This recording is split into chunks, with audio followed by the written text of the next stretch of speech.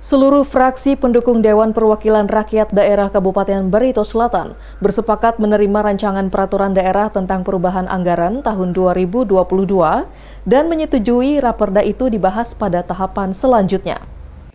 Hal itu terungkap pada rapat paripurna 13 masa sidang 3 tahun 2022 yang dipimpin langsung oleh Ketua DPRD Farid Yusran, didampingi Wakil Ketua 1 Hajah Nimas Artika dan Wakil Ketua 2 Hajah Enu Irawati.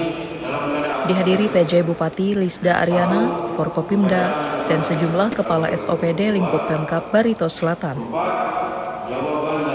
Dalam penyampaian pemandangan umum fraksi diawali dari fraksi PDI Perjuangan yang dibacakan oleh Jarlian Syah, yang menyatakan menerima ranperda tentang perubahan anggaran tahun 2022.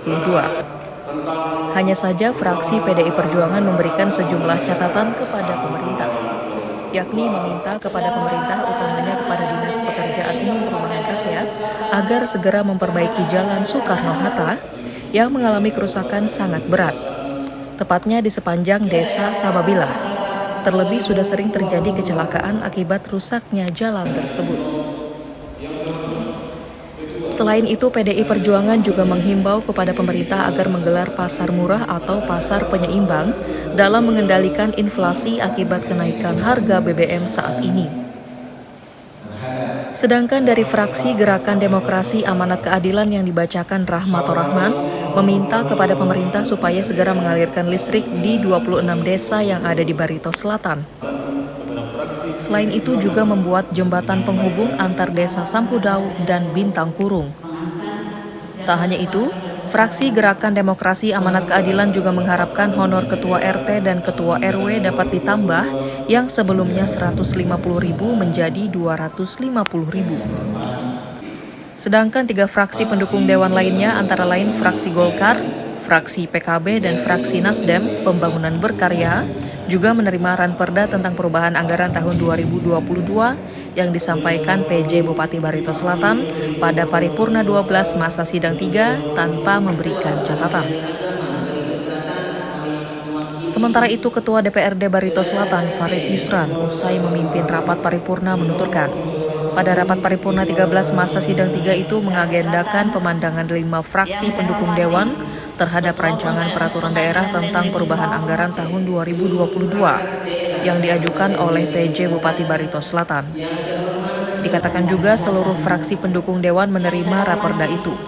Selanjutnya, raperda itu dapat menjadi materi dalam pembahasan pada rapat berikutnya sesuai dengan mekanisme di DPRD setempat.